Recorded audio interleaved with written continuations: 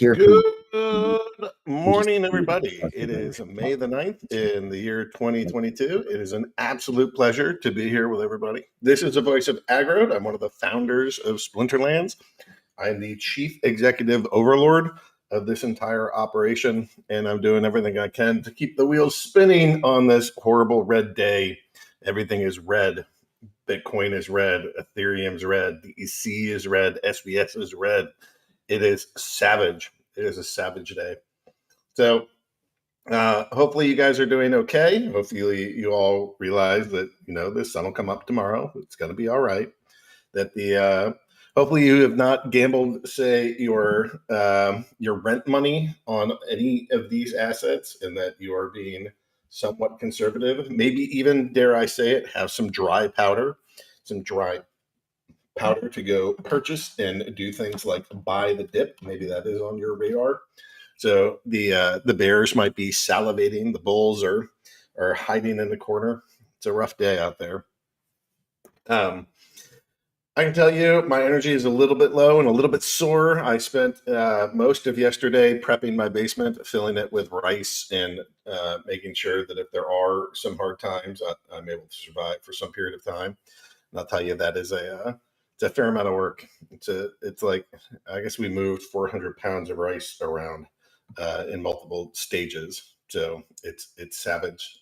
And so I'm just a little tired, and hopefully that won't come out too much, but wasn't expecting a giant red day. Wasn't prepping for today, just, general hardship and tough times. But okay. So I have a fair number of the regulars on the show, and I actually have a fair number of guests that are going to be coming on today. So we got WeirdBeard. He's here along with 16-bit and Chatter, sort of representing a fair chunk of the marketing and the sales crew over there. We have Nate is here. We have somebody else that's coming on for the creative portion too, and I'm not sure who out of all these folks are actually going to be here today, but there's a bunch. I mean, we got support in here. We have artists in here. We got maybe some engineers, some human resources in here. I mean, we got this thing. We're running the whole gambit today. I would, however, like to start. I guess let's go do Nate first. Nate, do you want to? Actually, Liam needed to go check out soon or something, that he wasn't feeling great. So maybe what we'll do is start just with I totally just sniped Nate here. I'm sorry about this. Let's go start with Liam. That way he can get out of here. Liam, are you there? Yeah, I'm here. Can you give like I'm sounding a little nasally today. I'm a little under the weather. I just figured you were Canadian and this was par for the course. Yeah. So my hope is that we get you in, we get you on, you give some updates, and you're able to go rest. Do you want to go give like a quick introduction and then just kind of give us an update of what you've been on? Yeah, for sure. For those who don't know me, I am Chatter. I'm the director of marketing at Splinterlands, the director of growth. Kind of what we've been doing from our side. I think WeirdBeard's been doing a great job keeping you looped in on the tournament side of things. There's going to be some pretty awesome updates that I will let him speak to. I'm not sure if he's ready to announce yet, but he's got some really cool things in the works. Other things we're doing from our side, we are looking at a couple different partnerships. One was with Rad AI, which we announced, I think, last week or the week before. Rad AI is a tool that's kind of really helping us find our voice tone and discover a lot of new personas around the game, whether that be kind of gaming, whether it be finance related people, or so on and so forth, and really just figuring out the best way of messaging, targeting, so on and so forth for all those people. That'll also be helping us with a lot of micro activations. So that's been going swimmingly. We're going to be ready to kick off a lot of the micro activations pretty soon to start scaling up that affiliate acquisition channel for us, which is going to be extremely exciting. Other things we're doing, Potion is another partnership we're looking into. They have an app that essentially helps reward users for completing certain events, whether that be like the daily quest or getting a spell book, something like that. It's all mobile. There's only kind of one login per device too, so it'll stop from all the bots and everything else there. But really excited to get that going. That's going to be a great new exposure tool. I think they have almost 500,000 users on their platform, so it'll be a great way of kind of cross-contaminating with their kind of stream of acquisition there. Otherwise, plushies are almost done. We're getting those live figurines made. The casting and molds are done. We're kind of figuring out which characters we want to do, and then next steps from that. Guild chats, 16-bit and I were out in Utah last week, had some great conversations with Nifty Arcade, and we have a couple other guild chats that are going awesomely. So really excited to see what's going on from that side. Otherwise, a whole bunch of other stuff. Google and YouTube ads are kicking up. Snapper is a tool that we're going to be using for marketing automation. That's going to be kind of revamped this week as well. That can be SMS, email, push notifications, so on and so forth there. And then lastly, conferences are just going to be a huge kind of point of contention for us. I think we have a conference booked almost every single month for the rest of the year.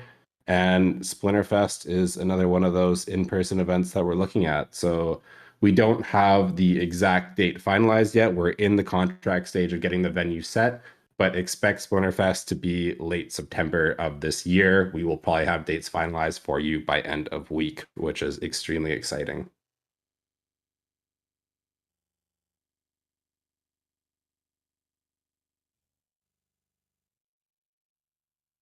Do you want to say Great, what thank you. state or city you think it's going to be in?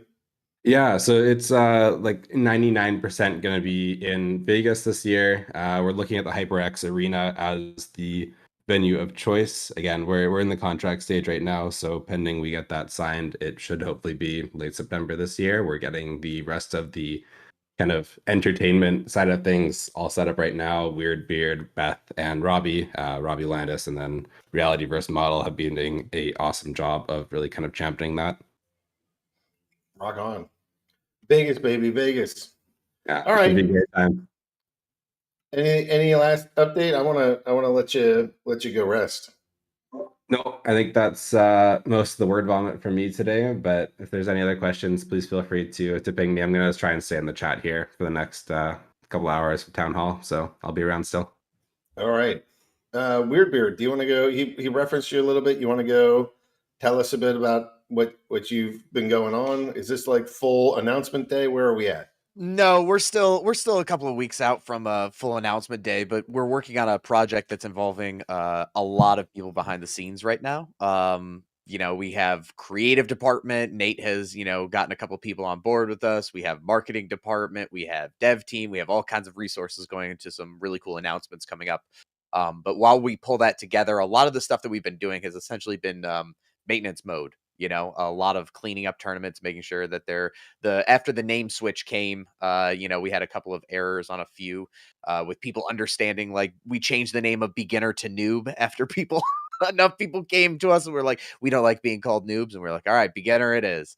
So we still have our beginner tournaments that people are able to enter into. Doing a lot of cleanup. One thing that we're really kind of finding by going through, as I've had my hands not only in the tournaments but also in the brawls and guild system, a lot of the stuff is just um figuring out the issues that people are running into and cataloging them. We've got a big backlog now that's now being prioritized and looked at and being decided on what can we do with what resources, when can we do it. It's been a lot of the work recently. We've also had some outreach. we're hoping to be able to bring a really cool esports edge with some partners in the next couple of weeks that we're able to announce. And just in general, like you said, we're moving towards announcement day. So there's, more time to sit here and be told it's coming soon, TM. But I'm excited, like not to, even though you just went through the process of giving birth to a baby. Well, not you, but your family did. This is a lot like birthing a baby, right? Like we're all just kind of sitting on our hands, waiting and hoping that like it comes soon, but it'll come when it comes. So we're getting closer to the goal of being able to announce it, and that's kind of where we're at right now. Sweet. We just have a ton of people coming on, so I'm gonna keep it rolling. I'm gonna try to keep these short and sweet. So thanks, WeirdBeard. Gotcha. 16-bit, you're doing. Maybe you can go give us a quick introduction, tell us who you are, and give us an update. I'm assuming on some of the guild stuff, but how are things going? Who are you? What do you do? And how are things going? Yeah, 16-bit, otherwise known as John, but I do sales, and mainly sales means guilds, right? So any sort of scholarship model or guild system that wants to come into the game and centralize their efforts in a way so that they can have a number of different scholars benefit, that would be me. So a lot of things going on here. I know Chatter already kind of made a couple mentions. We were out in Salt Lake City meeting with Nifty Arcade last week. That was phenomenal. They're going to plan on increasing their presence in the game. And then also we're working with them to set up possible collaborations where they can help other guilds that might be missing something, have a gap in their abilities, whatever it might be. They're very interested in collaborating and helping other guilds along as well. On top of that, there's a series of other guild conversations, but there's a couple of tools that came out recently in the background that I want to make sure are known. And they're both specific to guilds. And then there's a third tool that I want to make an appeal to the group here on. So a couple of simple tools. One is a Discord bot that is meant to go into a guild's Discord server that will allow you to quickly and easily see a variety of different stats from various members of the guild, different scholars within the guild. It's a slick little incremental tool that I think can be helpful for certain groups. Others, already have their tools set up, so it's not going to necessarily be a big win for everybody. But the guilds that really do need some visibility into what their scholars, how their scholars are performing, and that sort of thing, that is going to be a great tool for them. There's also another tool. There's a script that Matt wrote a couple weeks back that will allow for some automation with the various assets and rewards that you get as a scholar in a scholar wallet to be automatically sent over into a main guild wallet. So again, not for every single guild out there is it going to be meaningful, but for those that it is meaningful, it's going to be very meaningful. So if either of those two things are interesting to you, in any way, please reach out. I'd be happy to discuss. The third one is really just an idea at the moment. We have this wonderful community of gamers and players in Splinterlands, as you all well know. Many of you that come to the town halls regularly, you are a part of that community. We would like to increase the guild presence in the game, especially the guilds that are there for the right reasons, right? We like to call it play and earn instead of play to earn, because the quality of the game itself is of utmost importance, right? It has to be fun.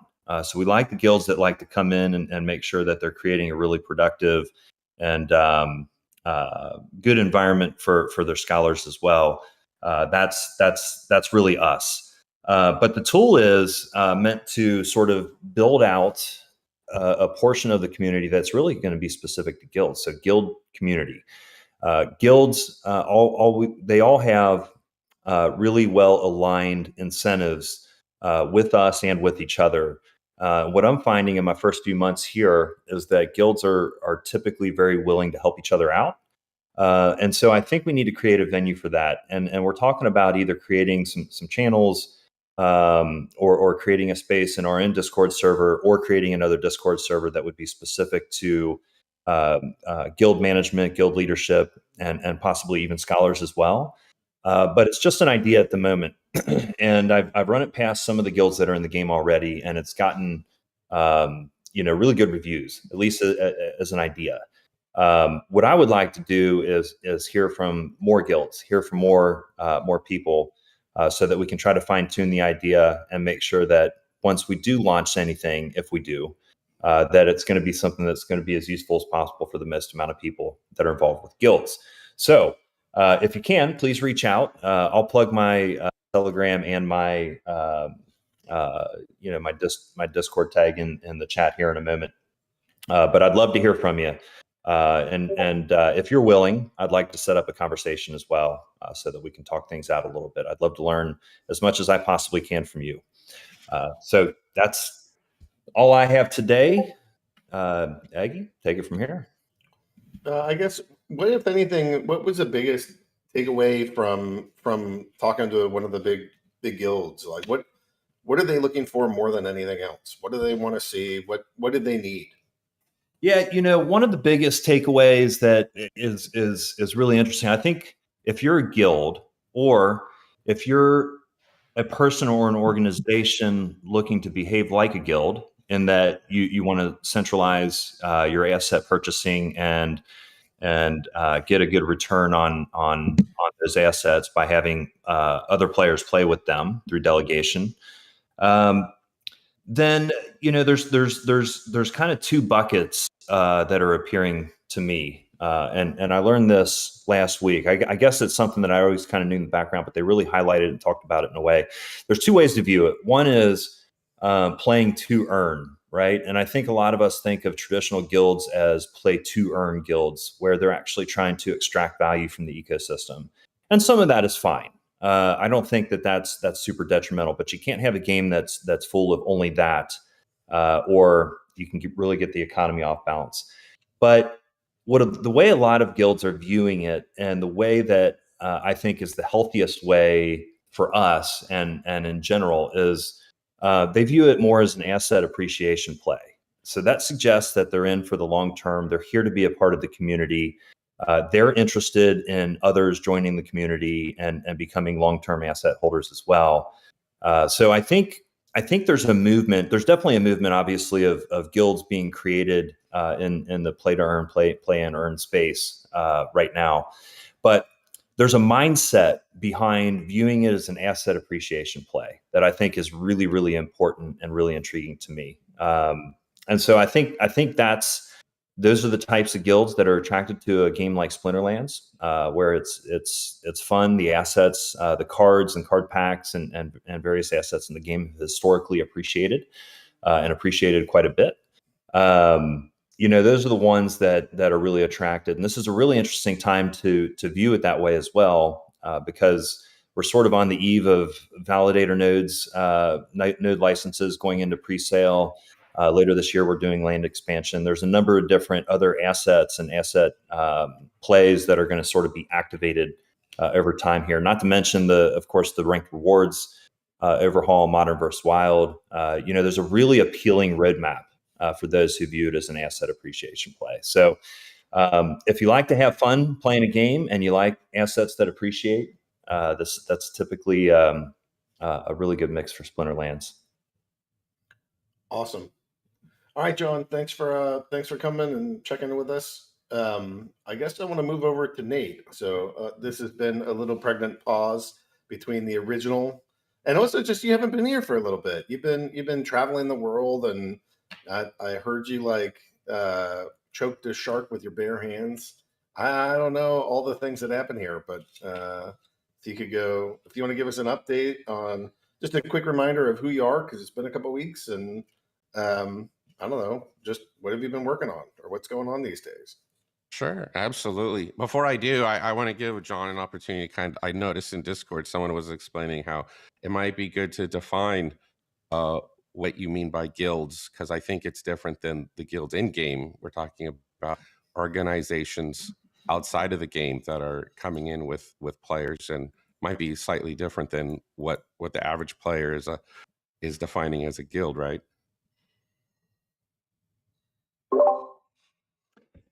Yes. Yeah. That's a really good point. I think, and we trip on this a lot as well. We obviously have the in-game guild structure, and that enables a group of friends to get together and become a guild within the game Splinterlands. What I am specifically referencing is the idea of an external guild. So it's a group that is formally getting together to play and earn, often across multiple games. And so Splinterlands would be part of their ecosystem. They often would have their own Discord server. They would have their own organizational structure, and many of them even build their own tools to manage assets and to manage the different activities that they have in games. So apologies for not clarifying that, Nate. I really appreciate the call out from the chat. I'm just now getting over to the chat to have a look. So I'll definitely follow up with more responses there. No, awesome. So so for those of you who don't know who I am, yes, I was straying sharks with my bare hands so 2 weeks ago, that's what I was doing. My family and I went on our first cruise. So it was pretty exciting for us. I didn't know what to expect, and I think it was a lot of fun. And part of that, yes, did involve wrestling sharks and whatnot. Unfortunately, near the end of that cruise, we ended up with COVID. So that's why I missed 2 town halls instead of 1 town hall. But having said that, being away from town halls for the past 2 weeks, I'm pretty thrilled. I'm pretty excited to be here, and I am the VP of Creative for Splinterlands. I oversee all the most of what you see on the front end. Some of our designs for UX and UI bleed into, that means integrating and partnering up and collaborating with the devs on the back end as well. But UX, UI, art, animation, all that good stuff. And I figure, if it's okay with you, Aggro, I'll share some stuff after we've had an opportunity to hear from everyone else on the team, if you think that's a good idea, unless you want to kind of do that now. But I would say over the past 2 weeks, I've been very proud of the creative side.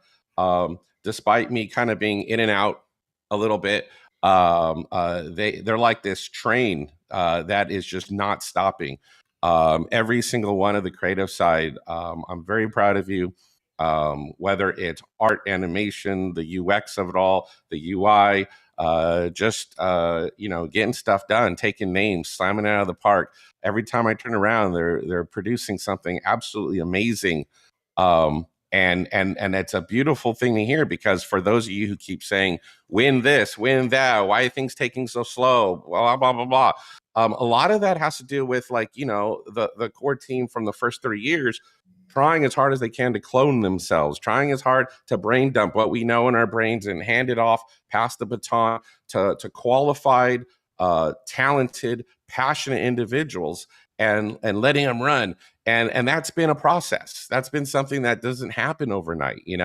There's hiring and onboarding, sure, but there's also just the whole process of trying to get things handed over properly and effectively in a way to where the production value of the game is elevated more than it ever has before. And it's awesome because I see that happening right before my eyes. I was concerned that day would never come. But it's definitely, it's been a process, but now I do. Even now, as we're in the town hall, I'm seeing the in-team communications between narrative and art, and they're working right now. And I see artwork flashing across. I see narrative ideas. I see this. I see that, and it's all without my direct intervention. That's just amazing to me. I'm pretty excited about where things are headed. Yeah, I think we should show some eye candy. Why wait? Maybe we can come back at the end too. So maybe you can do 1 or 2 now and just help the people. They want to see eye candy. Okay, how about this? I have an idea. The creative team came up with a beautiful idea. Recently, we were looking at one of the rank reward characters, and I'll share some later on. But for right now, I want to try something new that we have never tried before. And so I'm going to give, for those of you who are live and listening right now, I will give you while I kind of talk about what we're going to do, I'll give you 10, 15 seconds to hurry up and grab friends and family, tell them to get on, because if you want to participate in this first time Splinterlands official creative vote, you can have an opportunity to decide what one of these creative characters is going to kind of like look like a little bit. So I'm going to give you guys here. Let me start you off with, first of all, what character we are going to vote on. So her name is Countess Thanesh. And this was handed off to one of our artists, P-Chaz. The concept was created by our narrative team, specifically, let's see, Scott, possibly Ashley as well, his wife. But Scott, I know for sure, participated in coming up with the overall character concept for Countess Thanesh. So basically what we're talking about, what you guys are going to vote on in just a sec, is I'm going to show you 3 different versions of this character in kind of like a mock-up of a card frame.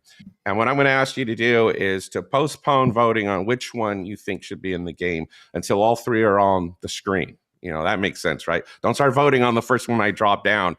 Let me drop down all 3. And then for those of you in Discord, just add emojis to the ones that you think is the best looking one that we should put into the game. And then if you're on one of our other platforms, let's say YouTube or otherwise, then one of our creative coordinators is going to go back after the stream is over and count up all the votes from all the platforms. And then you guys will decide what this character is going to look like in the card frame within the game. So ideally, eventually, what I'd love to do is, I don't care whether it's someone out there, a third party, or whether it's internally. I know we've talked a lot about, oh crap, wouldn't it be cool to come up with just some little tool, Web3 tool that would allow us to kind of have SPS stake weighted votes, and that day will come. But in the meantime, this is what we're doing right now. So in order to vote, you should be aware of the background of this character. This character is basically her mother is a vampire. Her father is later on in life they found out that the guy's a demon. She has a vampiric heritage, but also a demonic one, and as a result, she is capable, as you can see, of generating these magma type ammo. So she is going to be a ranged character. She's gonna have some cool abilities, and she is accustomed to a lifestyle of wealth and privilege. She's a countess. So here we go. Now that you understand her background, this is option. Don't vote yet. I'm telling you, take a deep breath, step away from the keyboard. I don't want to see votes yet. Don't emoji yet. Let me put all 3. This is option 1. And let's see. This is option 2.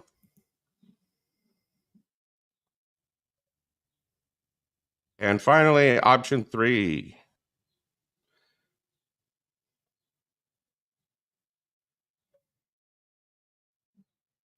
Get that going. Come on, upload.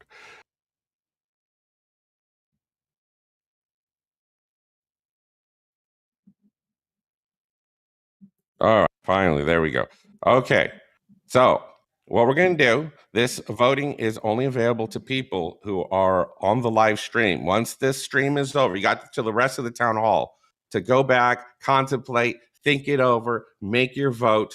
I don't care what platform you're on, but once the town hall is over and you see that done, then our creative coordinators are going to take the rest of the day, tally up the votes, and then bam, you would have been part of Splinterlands history, helping to decide what one character in the game is going to end up looking like. So enjoy that. And then, I don't know, Aggie, if you want me to share something else, I will. Otherwise, I'll wait until later on.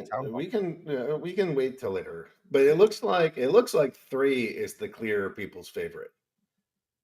I don't know if you're keeping track of the emoji score. No, we'll have to.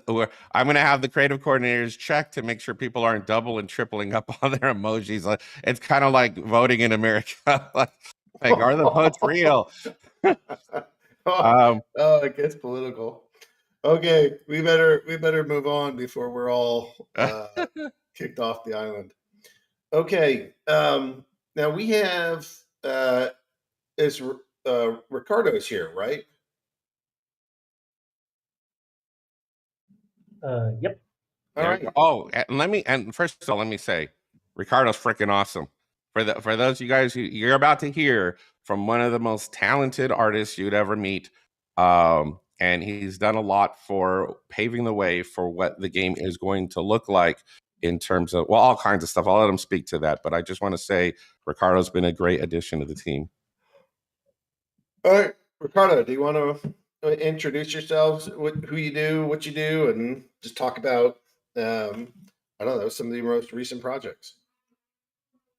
Well, first of all, thank you for the kind words, Nate. And yeah, I'm one of the 2D artists that has been working with the rest of the team on concepting exciting visuals for the game.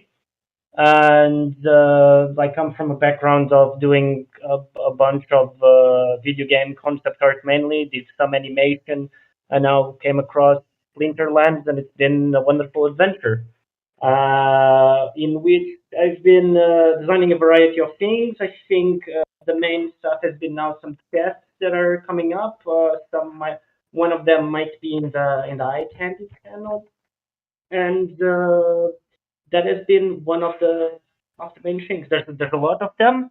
Uh, they're being built up to mix well with the narrative aspect and the visual, and it's been fun. It's been fun. That's the main from my side. How did you get hooked up with Nate? And I got to ask my standard question. You sound funny. Are you from Oklahoma? You got a bit of an accent. So where are you from? And then how'd you get connected with Nate? I'm a bit further away than Oklahoma. I'm from Portugal originally. And Nate got in contact with me and did his wonderful pitch of the idea of Splinterlands and got me hooked on the concept. Yeah, I just want to say that a lot of our team members applied for the job. Ricardo's not one of them. Sometimes I'll just go off and say, you know what? I'm gonna find someone freaking awesome.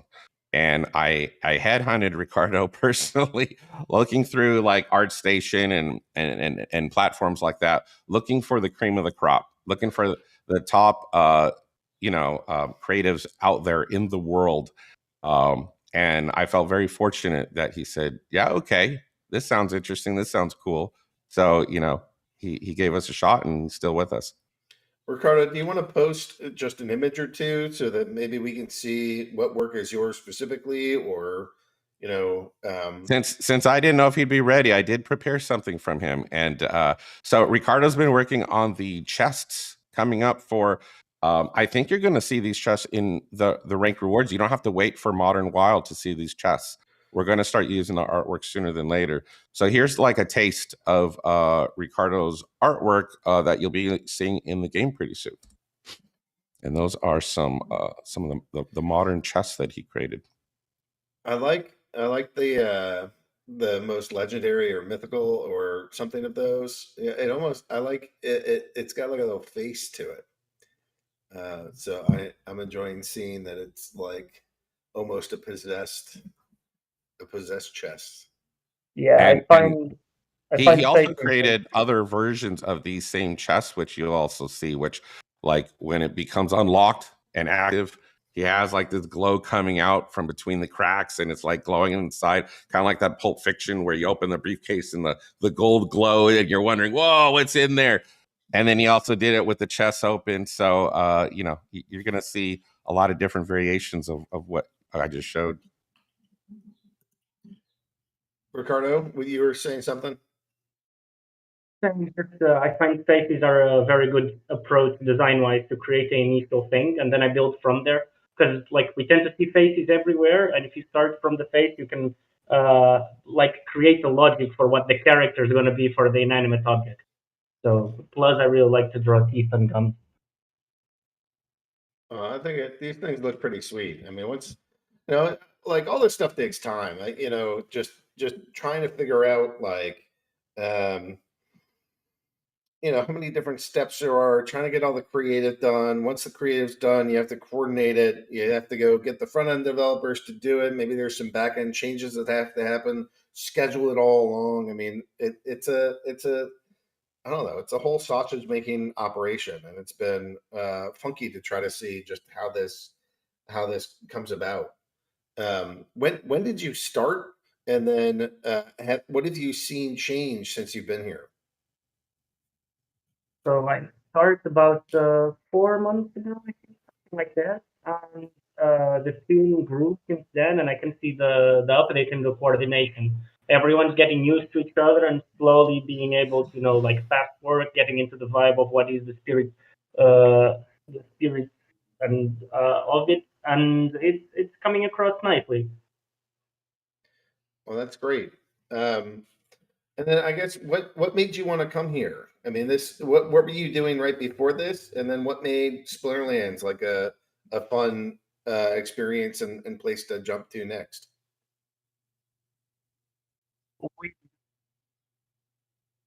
Mobile and normal video games with styles that were very set and specific, and there seems to be a freedom and an interest in creativity on Splinterlands that I found very attractive. Nice. All right. Well, thanks for coming on. Thanks for talking to us. And thanks for all the work that you're putting into the game. I can't wait. I can't wait to see this stuff. Cheers. Let's see. What else do we have here? I have why don't we hop over to Dan? Dan, I probably should have done you with sales and marketing, but this is like one of the few corporate people that this is not a corporate heavy organization, but maybe Dan can go introduce himself and tell us where his handle comes from, and then just who you are, what you do, and where you were before. Just kind of a general, quick introduction. Yeah, no, thanks for having me on, Aggie. So my name's Dan. I also go by the gamer tag Haliax, and I'm the HR director at Splinterlands. So before Splinterlands, I've been in HR about 10 years now. Worked as an in-house specialist for both nonprofits as well as the medical field as well. And for the last 6 years before here, I was actually a HR business partner, but as a client consultant. So I worked with anywhere from startups to more established companies, and anywhere from the biotech fields, engineering, manufacturing, adult beverages, recycling, automotive, really kind of everything in between. So it's been a fun ride, kind of coming over. Yep. How'd you find Splinterlands? Because that's not like Web3 this, Web3 that. Like, how'd you get into crypto, and how'd you find out about Splinterlands in particular? So, I've been paying attention to blockchain on and off probably since 2018. So it's definitely an industry that's always been, intriguing to me. But how I heard about Splinterlands is my wife was actually coworkers with Alicia, who is the VP of, I believe, product design. So I got to talk with her quite a bit before even applying and really learning about the organization. And I come as I'm definitely a bookworm, mostly sci-fi. So that's actually where Haliax comes from. It's one of the main characters in the Kingkiller Chronicles. But I'm also a really big gamer nerd. So to my own detriment, I absolutely love MMORPGs. So I used to be the main tank for my guild back in WoW Vanilla and Burning Crusades. I love Elder Scrolls. Started getting into The Witcher recently, but I've got a 6-month-old who makes it really difficult to make any progress there. So for me, kind of making that transition, I don't like to view myself as kind of the typical HR background that you have. But it's an opportunity to work in an industry that, I've always wanted to break into for a company that, the more I learn about Splinterlands, and I've joined the subreddits, and I've viewed town halls before, and, really trying to dive into the game. I mean, I just love everything about it. And, being able to align that with my own personal passion, I love gaming. It just really speaks to me. So when, what's different about doing HR in a Web3 company? Are we similar to everybody else, and we're just, it's another company, another culture, or is it like, somehow drastically different to try to do HR here? Like, what do you experience there? So, when something that I really learned over the course of consulting is that there really isn't a one size fits all. Everybody does have a very unique background. Every organization is built differently. I think something that, kind of finding, with the territory to an extent, especially, with the gaming background and everything, is there is some level of people are a little bit wary of HR coming in. I don't want to come in and make something overly corporate, but it's really growing with the organization. Something that really sets Splinterlands apart and that I think is a really key strength is that a lot of the members who work here, they came from the community. And if they didn't, they were also gamers in their own right. So it's something where we do have a special makeup. And it's something that you can't really find at a lot of organizations. So one of my big goals here is I want to make sure that, I help provide that support and the tools so that, all the talented people that we have are able to execute their jobs. So whether that's, creating policies or benefits planning or, coming up with training programs. I want to make sure that we're firing on all cylinders there, but at the same time, taking care of our, work-life balance. And that's really key to success. So it's definitely been some learning, but it's been a great ride so far. And I think we're also at a really exciting phase where if you look at the makeup of the employees right now, we're in about 29 different states, and we have contractors in 26 different countries. So as we continue to grow and expand, we really are a melting pot. We represent so many different areas, and it's something to me that's just really exciting to have that diversity, within the organization. And how do we manage that? I mean, is that Nate's like running around finding people in every country he can. It's like, the guy could care less about where they're from or he just looks for talent. And that means that like Dan is like, okay, so I have 3 people to hire in 4 countries somehow, right? Like, is that what this looks like? It's a lot of research, I will admit. I'm an expert at U.S. law, and we've got, for example, the other day I was looking up employment law in Pakistan. So there's definitely some things that I need to kind of balance out from that compliance end.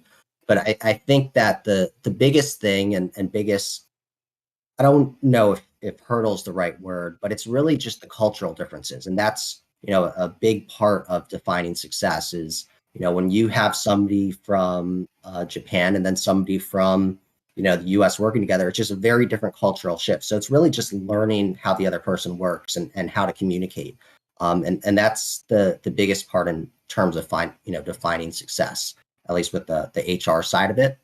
And then right now, I am building out my HR team. We've got one of my reports, Miguel. He's fantastic. He's really taken over the onboarding piece, and he's been working with the different departments to make sure that when we are posting jobs and when we're looking for people and that we can hit and get different pipelines going as well. So we're here to work with all the different departments and help you guys grow. My takeaway from that is I can hire from other dimensions. Yeah. Yes. Yeah. The shark that you were choking as described his new desire to work here. Interspecies, intergalactic. New character too. All right. All right. So any last note, Dan? Just anything you want to say to the community or any big message you want to get across before we keep moving on here? I mean, really, I'm just excited to be a part of everything. I think that, what we're doing here and what I've seen with the community, is really special. I can say that this is the most excited I've ever been to work anywhere. And it's really the people that have, kind of created this environment, which is, I think it's amazing. So I look forward to working with everyone and, growing with you. Awesome. Well, Dan, I'm glad you're here. I look forward to all the ways that you try to figure out all the challenges of all the countries and continents that we are sprawling across. Thanks for joining our team. Another new member. I guess he's not a new member. I don't think that RoyalEagle's been on air before, but everybody's seen him in chat and has certainly heard from this gentleman a number of times. Royal, do you want to come say hello? Good morning. So you want to do a quick background? You're one of the people that folks on here would just sort of know automatically more than anybody else, but we should still do an intro. Do you want to go say who you are and what you do around here? Sure. Quick intro. I found cryptocurrency in 2018 when Steam was $4 per. And I've been battling on Steam monsters in Splinterlands since July of 2018. I have 11,000 battles, all of my own doing, which represents about 366 hours of my life. I've been a part of the Team Possible Guild since October of 2018. We started as a mini blogging community with a love for the game and set up the Team Possible server to link card owners with players. We were a guild before guilds were a thing. As a community and a guild structure, we've blown up to over more than 13 guild halls. Our motto has always been, we are players from around the world with a shared love for the game, here to have fun while building a community. Me personally in the community, my home guild is the Team Possible Hackers Guild. I'm also a co-leader of the Team Possible Shield and have my own personal guild hall. Brawls are my favorite mode of gameplay right now. And I have 5 players that play decks for me. As far as what I do for Splinterlands, I got here on accident. I was chatting with Byzantinus last year, asking him how he was doing with the influx of new players and asking him if there's anything I could do to help him out. And then I started by volunteering last August in the Discord server, which was crazy. We had questions coming from everywhere. My time as a Team Possible member had helped me out to be able to be a good fit for this job because I'd been answering questions for years for people. One thing that I found early on was that it was important to teach our customers about their problems and how to avoid them in the future through knowledge. So a user would come in and say, I'm having problems getting my keys. We'd give them a step-by-step instructions, and that ended up leading to documentation. So we've been doing a lot of documentation as well to get knowledge out there for our customer base. As September rolled on, we had an increase in tickets and ended up helping in our ticketing system. It was a huge pile of emails in our ticketing system. We had to set up our ticketing software while answering your questions. We really appreciate everybody's patience while we learned, made suggestions for game fixes, and refined our problem resolutions. I worked really closely with Khan and 37 to learn all the unique problems our customer base faces, categorize them, develop forms for our agents to fill out in order to collect the necessary information to verify the claims, and develop resolutions for unique problems our customers face. We had no one with prior Zendesk experience, as the devs who originally set up our ticketing software got pulled to other higher priority projects. So we had to learn all the system and develop it as we went. Currently, I lead a team, the Wreck-It Squad. It's how we have nice things in support. And we focus on a couple different things. We do internal development of Zendesk, like new fields for functionality, collecting more data to adjust the workspace for agents. We explored integrations to improve the user experience. We also enabled the customer satisfaction ratings as per business request. Part of the team works on collecting external data. So we build sidebar apps to take the Wax transaction ID when you guys have something stuck in the Wax wallet. And it throws that transaction ID through public APIs to get back the plot count, pack count, and unique ID of all the individual cards sent. We also work with our guide and knowledge center to develop more content there. And we're in the process of mapping out content our users need to provide more well-rounded experience. I work very closely with Biz, collecting data for different problems in the game, like the season challenges our customers face at end of season and other things like that, and get him the reports so that he can work with other people within the organization to make sure that our customers' problems are handled and taken care of. So, do you want to talk some just about general sentiment? You were here almost from like the beginning of support to now. Can you talk a little bit about what it was like, back when you started, and I mean this in terms of like sentiment of both the folks that are doing support and also the sentiment of folks that are coming to support. I'm hoping that this story is a bit like crazed and frazzled to calm and serene and unicorns and rainbows for everybody. But why don't you give me a sense of where we're actually at? And so we're in a much better spot than we were last August, September. Last August or September, everything was on fire, very confusing. Now all of support has been trained up on various different issues that our customers face. We have knowledge articles that we can deflect tickets. So a lot of when people would come in September or August last year, they'd come in with like, how do I get my keys? And so support agents would have to spend 5-10 minutes explaining step by step the process of how to get the keys.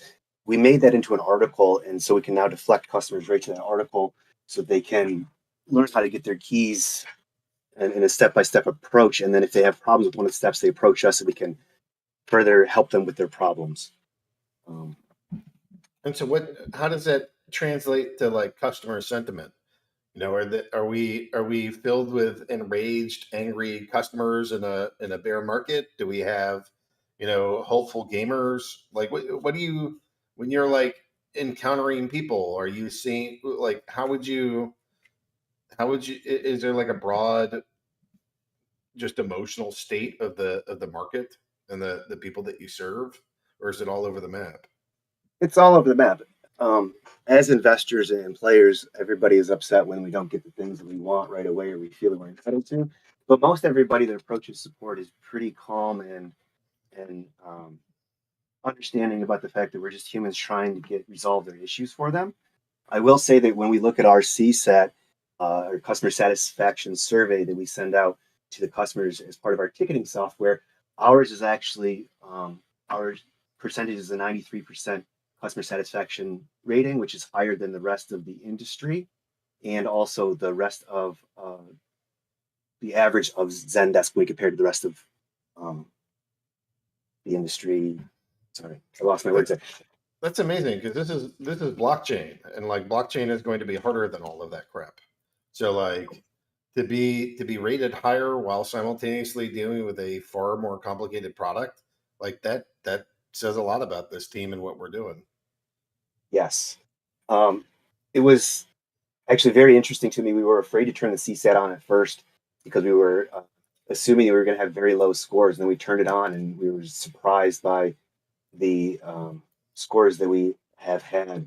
And I think that when people compare our response time to other crypto projects' response times, we have a very fast response time and very fast turnover on resolution of the majority of tickets.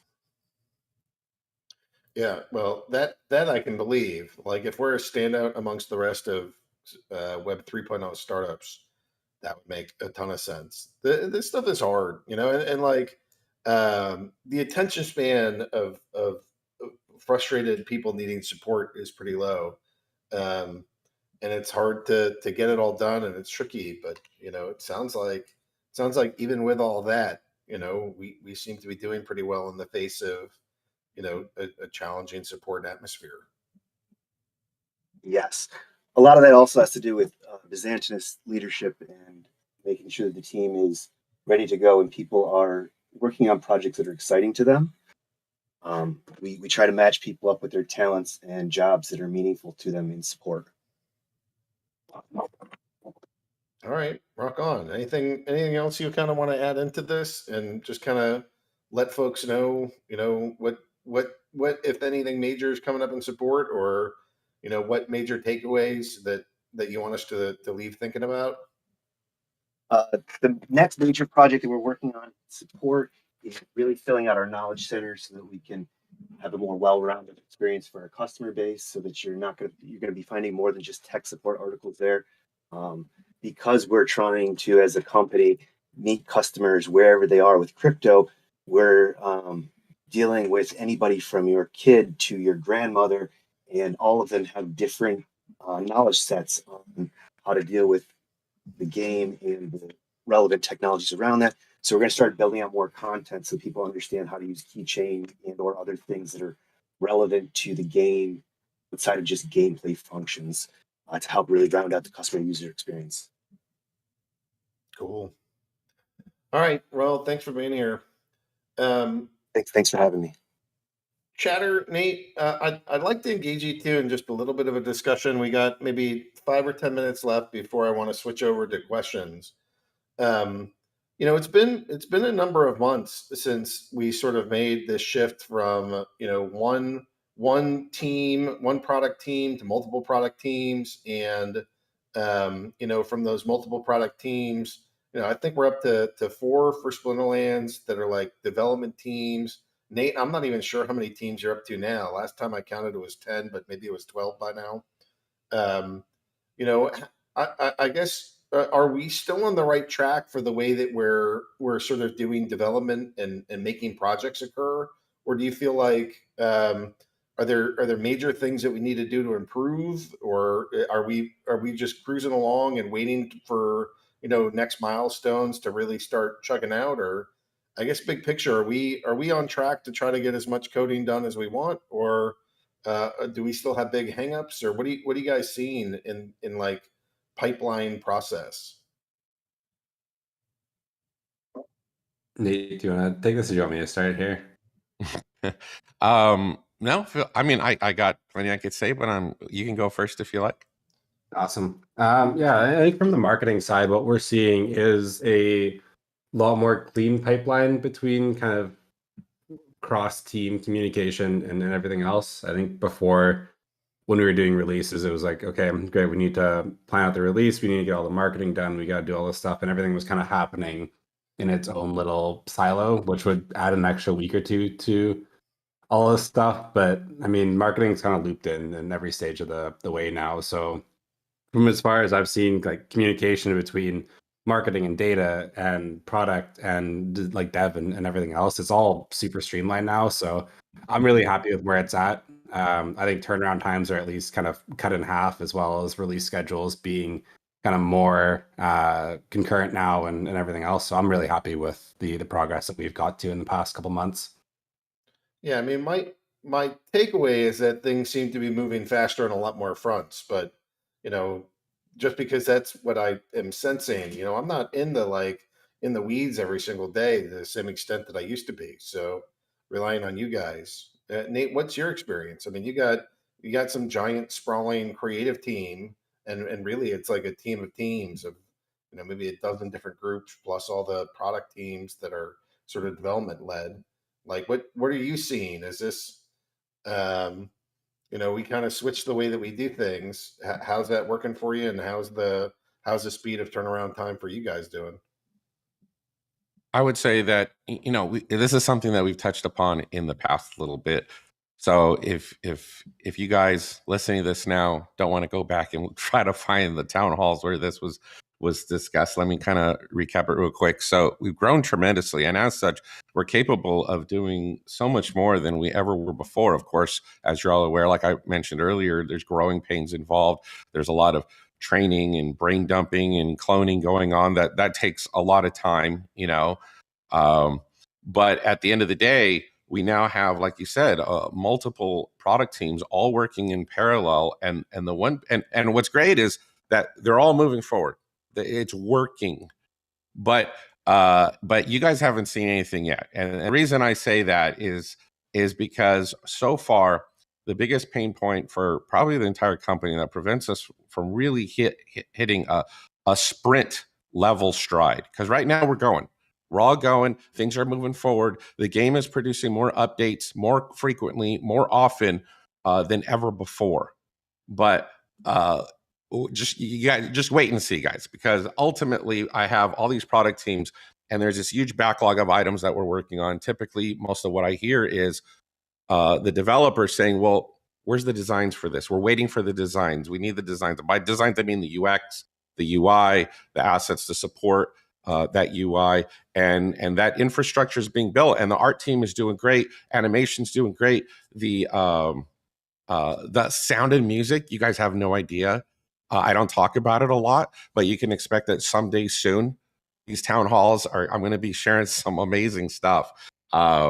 We have brought on board, if you haven't been listening to the weekly YouTube lore and stuff and heard the music from Zane and After Sound and he creating this beautiful bardic music, but we're going above and beyond that. Hopefully someday soon you're going to hear the monsters. When you click on a monster, you'll hear them say yeah, and then they'll pop up on the team, and you'll hear voice clips, and you're going to hear cool sound effects. But above and beyond, you're going to hear this epic music score. You guys have no idea. It's so beautiful.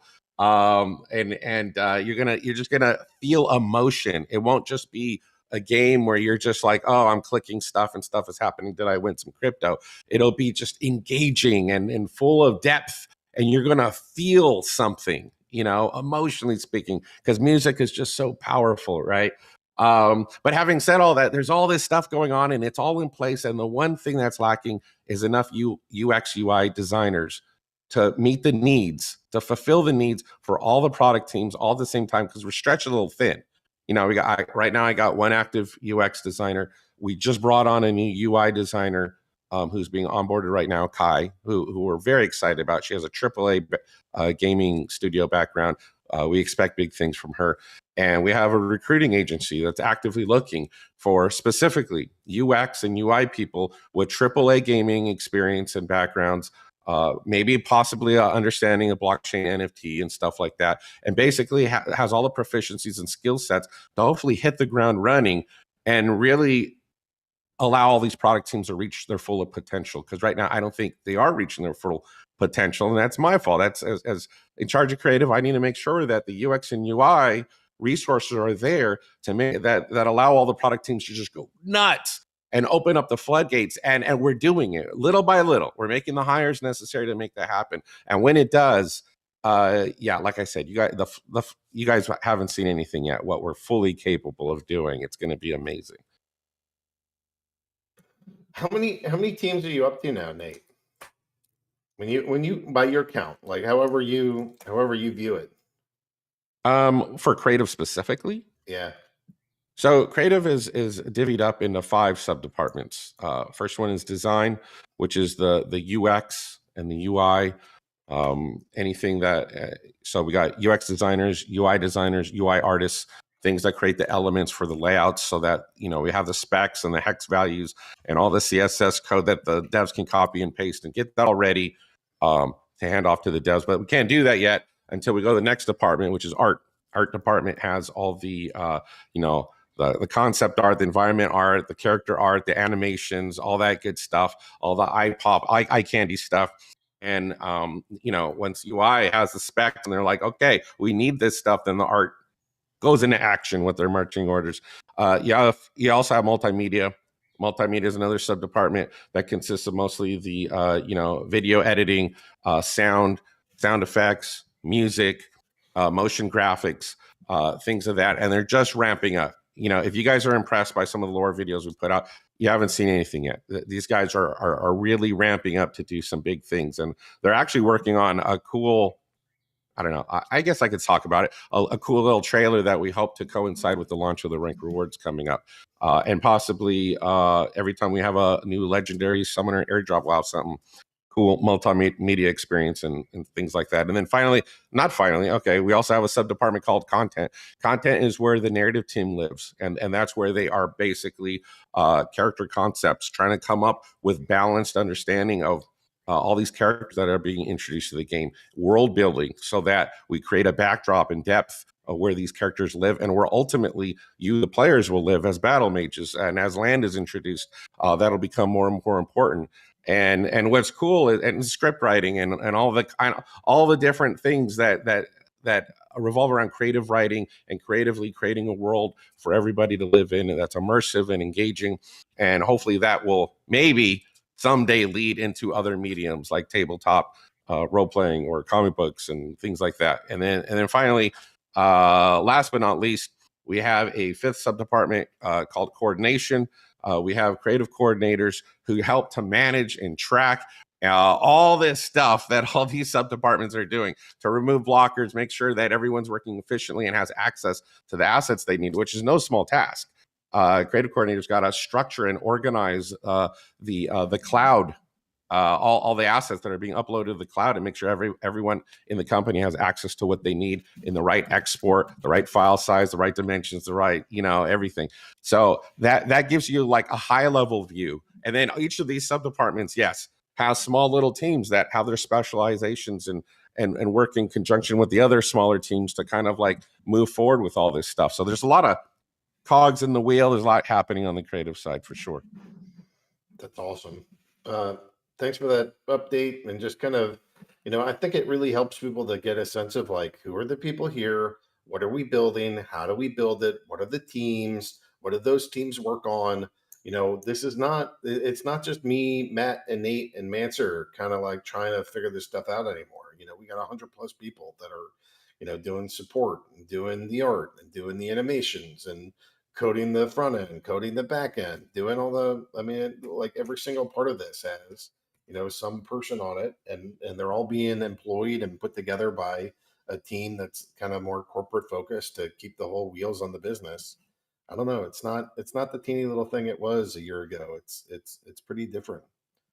So we unfortunately didn't have any developers on today, and that is something that I try to do every single week. But a lot of the reason why folks want to hear from the developers is just to try to hear like how's the progress on the roadmap? Where are we? What are we building? Where are we at? What's coming up next? And you do a lot of like the you're interfacing with all these teams, and you kind of get some sense of the flow of all this as one of the the project management type fellas that are in here. Can you give us an update on just like what folks can expect over the next couple of weeks? It seems like there's some pretty big things at the end of the month, and then I think even some cascading stuff that happens all through end of May to June and July should be like rollout central here. So maybe you can kind of fill us in on what to expect and what you think that's looking like. For sure. So, if anybody doesn't know who I am officially or what my role is, but my name's Andrew. I go by Doogie, and I'm the VP of Project Management here for Splinterlands. So, a lot of what I'm doing is spent in terms of sitting like down with all the teams, chatting with them, coordinating with them, and then figuring out what I can do to help like remove roadblocks. And with that, like one of the projects that you've seen, at least kind of a project, but us coming in and putting things together would be like the roadmap. And we've been building that roadmap, and like for us, we're putting it out there and we have it as like, hey, here are some kind of markers. But the like keeping it up to date is going to be a challenge, both good and maybe sometimes bad, because like we have so many people that are working and they're going full speed in all of their work that like I think even the day we released it, we were like, oh, we've already got some changes, we're moving ahead on a couple of these other tasks, like we could bump that to the left, and then it just becomes a game of like constantly moving markers on the roadmap. But we are going to be, and we're continuing to do our best to keep everything updated. And I need to come up with a good schedule in terms of like, hey, here's the public roadmap to go out with updates for people to see. But what are the next biggest things that you think are going to hit the users and the players here? So the big one that we've got coming up, and we're playing around right now, is going to be the ranked rewards release, and that's going to have some really significant changes. Like on our end, we have the 2 windows every week set up for downtime, and then even like while we've been in this call, we've actually been doing a release management kind of planning session in terms of, hey, what changes do we need to make tomorrow, and do we need to go into maintenance mode? Can we make these changes happen in the background? But ranked rewards is going to be a pretty huge release. I think it's going to have a lot of really cool and exciting changes for our player base. And then after that, things are going to start cascading pretty quick, because we've got do you have a release date for rank rewards? Is that live yet? Right now we're looking at, let me double check. I think we have it set to be starting with the first season of next month. Say we'll be implementing the changes prior, and then once that next like season, rank season will start, then it will kick off with it. So early June. Should be early June, yeah. And then after we also that, we also have the sales too of validator nodes, right? That's coming up at the end of this month. That should be coming up at the end of this month, and that will be the pre-sale, and then just diving straight into the tranche 1, and following from there. After that, it is going to be a pretty big waterfall, if you will, because we've got Modern versus Wild, we have the tech modernization stuff, and shortly, we'll be starting to get into Q3 with a little bit of Rift Watchers, and we've got a lot of stuff coming. Ghost card tournaments, some things are in the works. there's a lot of moving parts and pieces, but it's going to be huge for getting rank rewards out, and then from there, with all the different parts of code that are getting merged together, we're going to be just taking these things that are getting really close to being code complete, and then fitting them into our releases and getting all the code to play nice. So it sounds like we're still in a little bit of the calm before the storm, but end of this month, rolling through June and somewhat into July. I guess my point is somewhere around the lines of like, I don't even remember what month we did this in, but we all went down to go meet in person down in Florida. We hung out for a bit and reworked the way that we're building our teams and putting our product out.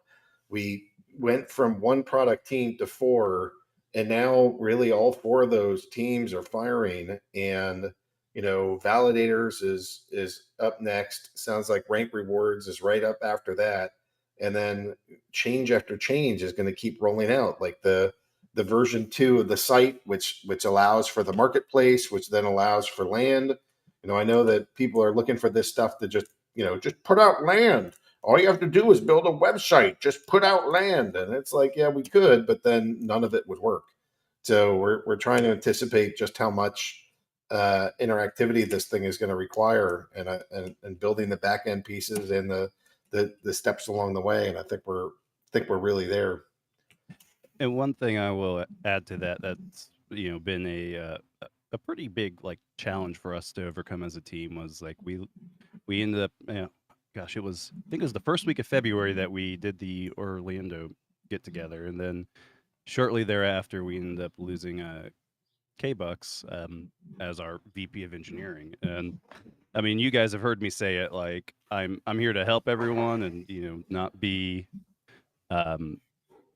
I'm just here to support, and I'm not the expert in anything. And so not having a VP of engineering has been a challenge for us. And I've been doing my best to support all of our devs. And I think everybody can probably agree, I'm not necessarily the best person for that. But with PJ coming on board and having him as that dedicated VP of engineering with his background and skill set, now it's like we have that trifecta established again, between myself as the project manager, Chicklet as the product designer, then PJ as our VP of engineering. The 3 of us are really able to start cranking out some really, really good just unity and being able to make sure we have all the dominoes falling the right way.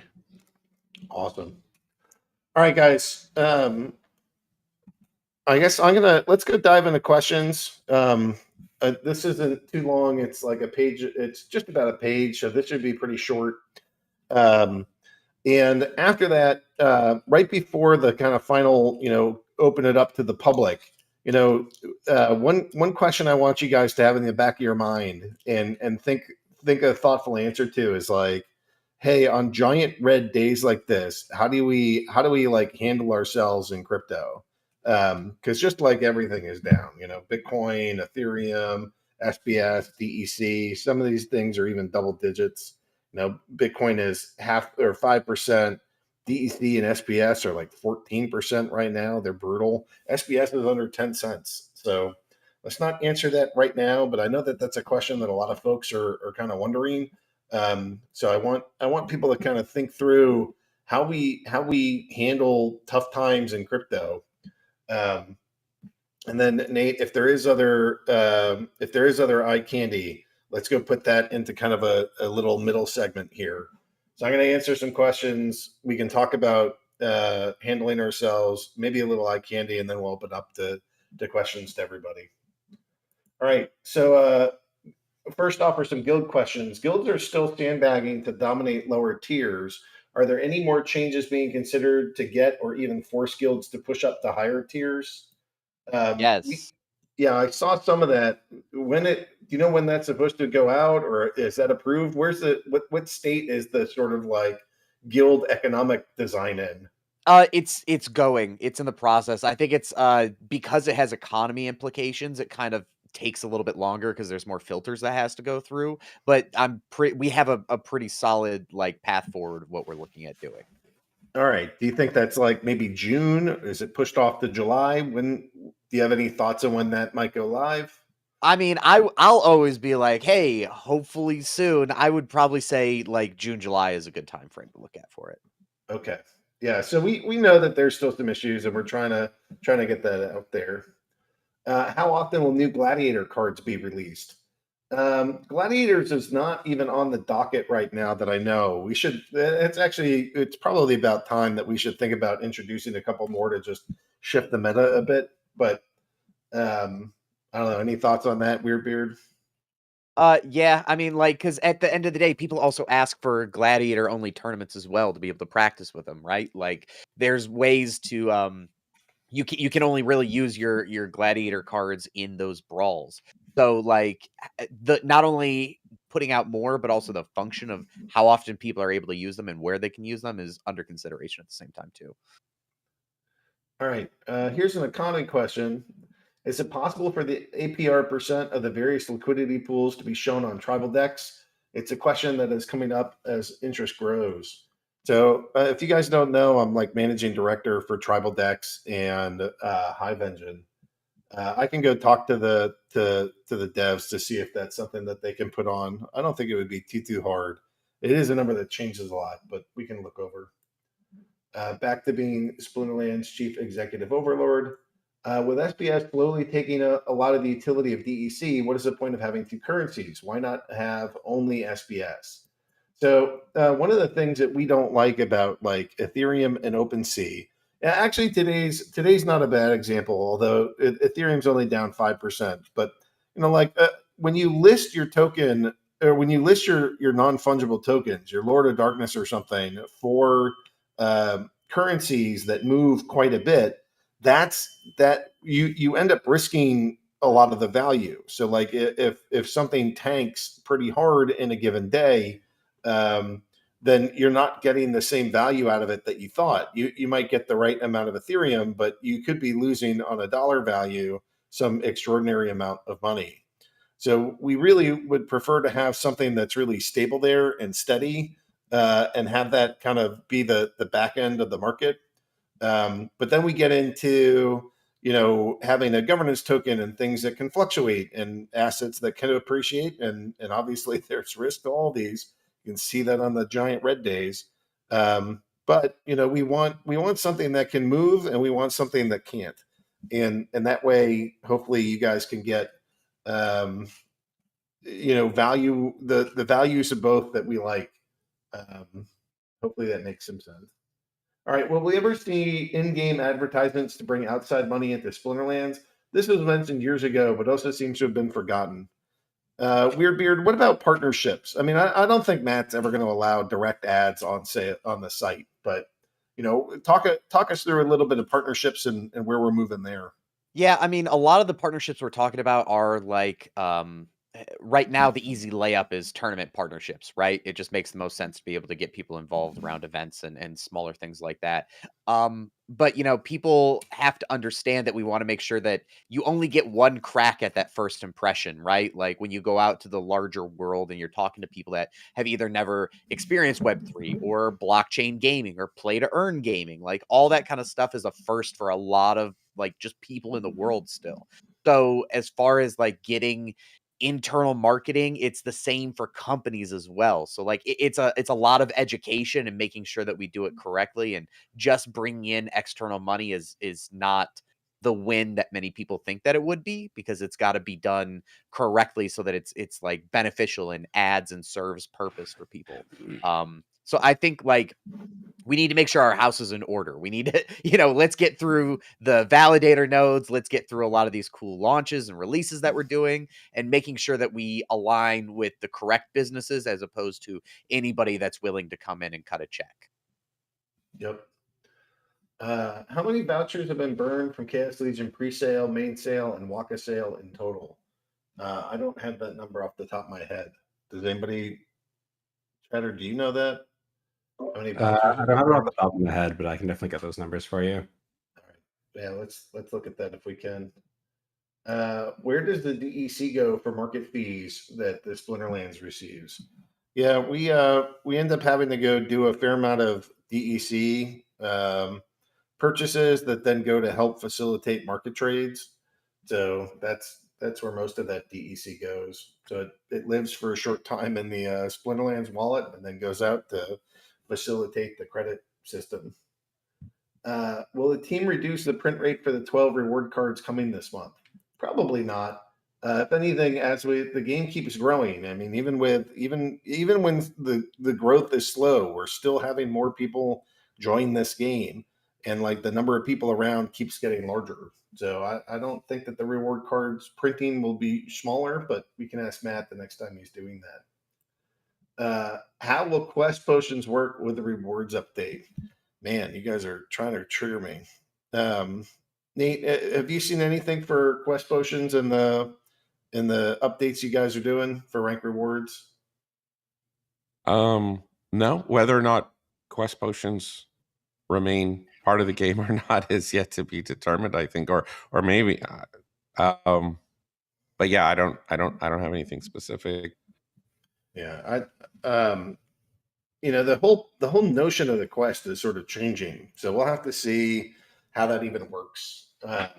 Yeah, I do know that. I mean, the vision here is that as you go up in the leagues and you saw those chests I shared earlier, that that you want the higher level chests, because it's not just about getting. Yes, the same items are in each chest, but the higher up you go, the idea is that hopefully, again, all this is TBD, and we'll have a blog post with all the description and the finer details. But the idea here is, I believe, that if you get a higher chest, then you have a higher chance at one of the cooler things that you could get in that chest. So yeah, there you go. Okay. Now that ghost cards won't produce DEC or SPS from wins and ranked battles, is it time to make use of those ghost cards so players can just play the standard game with no investment but no rewards either? Just a non-NFT side of Splinterlands for traditional gamers that don't want to invest a lot of money into cards and assets? This could bring more players into Splinterlands, as it won't target only players interested in crypto. I mean, it just sort of does that automatically, right? Like, there's not really any coding that we'd have to do to say, all right, now you can do this semi-free to play. It's still like a $10 one time. Did I miss anything other than that just kind of happens automatically?